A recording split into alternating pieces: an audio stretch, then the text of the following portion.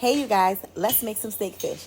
But first, let me pour a glass of my favorite wine, La Sueca, because what's cooking without a little something to sip on? And listen, this is a delicious sangria. Smells delicious, tastes delicious. I promise you will definitely love this wine. Okay, y'all. First, we're going to get into our fish, right? So, it's very rare to find certain fish at certain markets. So sometimes you got to go to like a little ghetto rinky-dink, or what we would call ghetto rinky-dink markets. This is lake trout, okay? Wild caught lake trout. And I got 3 pieces of that because I love lake trout. And then this is steak fish. As you can see, we call this steak fish because if you actually, let me turn it around. If you actually look at this, it almost looked like it's cut like a T-bone steak a little bit, right? So what I did was I asked the guy in the seafood department, I told him I wanted a whole steak fish and asked him to cut it up for me, right? So he took the whole steak fish, he weighed it. It came up to be 4.8 pounds. And it was $23.95, right? Then he took it, and I watched him. He took it and he cut it up for me.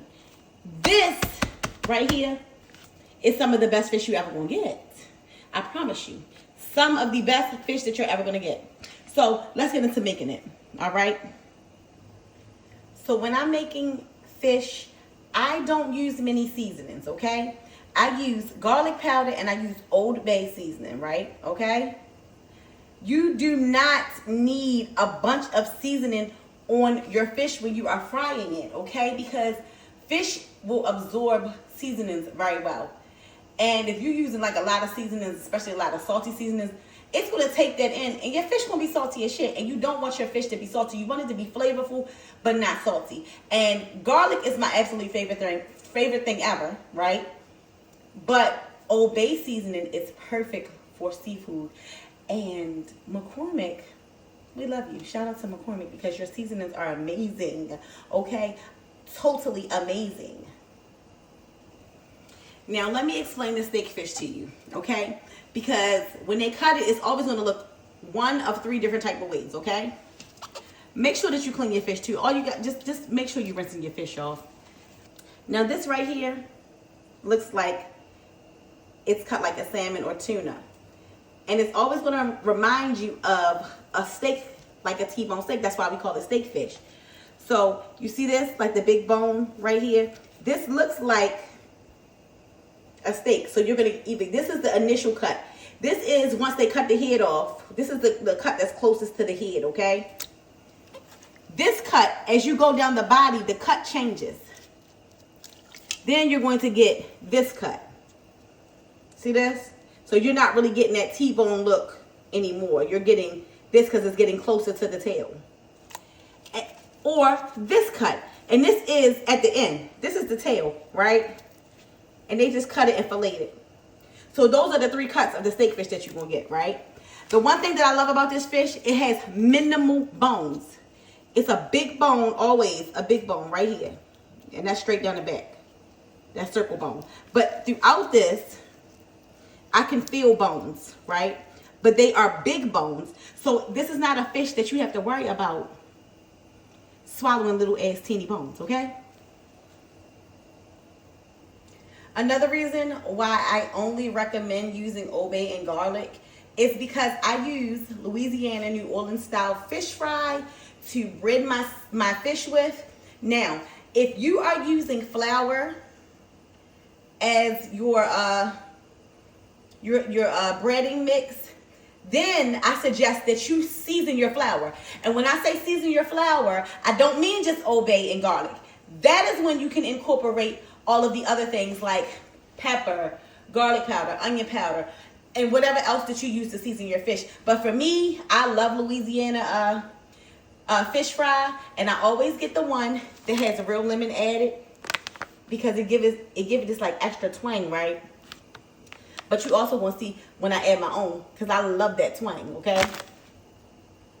Next, You're going to crack you a couple eggs, okay?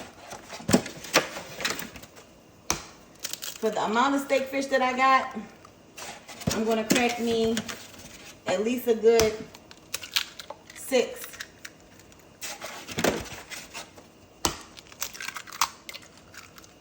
Ooh. 6 to maybe 8 eggs. Season your egg mix with what you season your fish with. Okay? This is how the fish is able to retain the flavor, because you season your fish. And you're gonna lightly season the fish, but you're gonna season the mixture, the wet mix. So next, there is a system. What you are going to do, and if you can see, this is how much my fish is seasoned, okay? No OD. You're going to dip.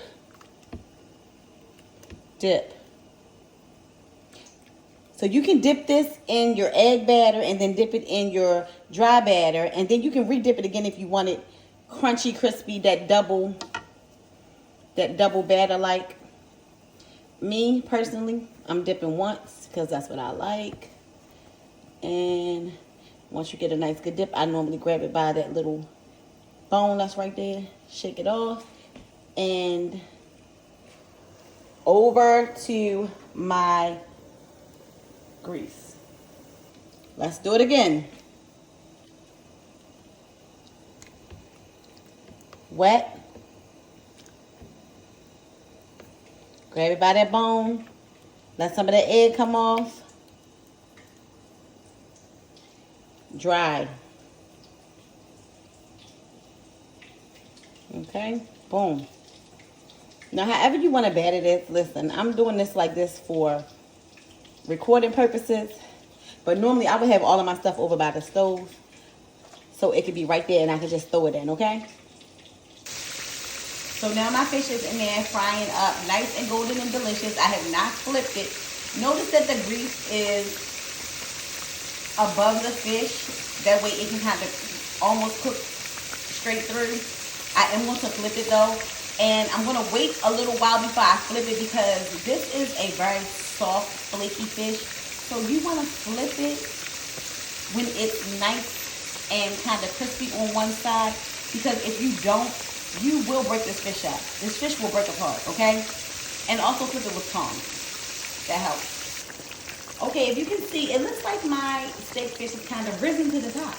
Remember, at first it was kind of under the grease and it's kind of risen to the top. So now we're going to flip it, okay?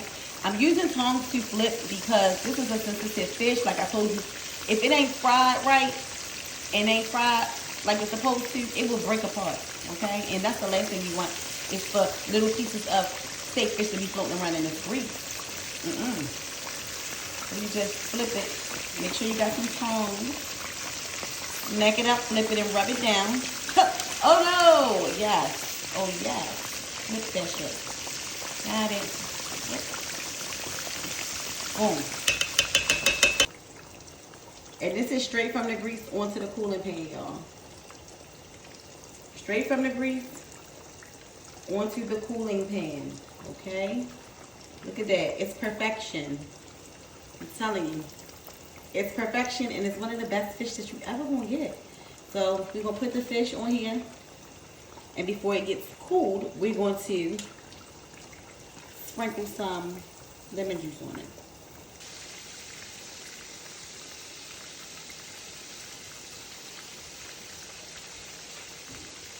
And that is how you fry steak fish, okay? Look at that.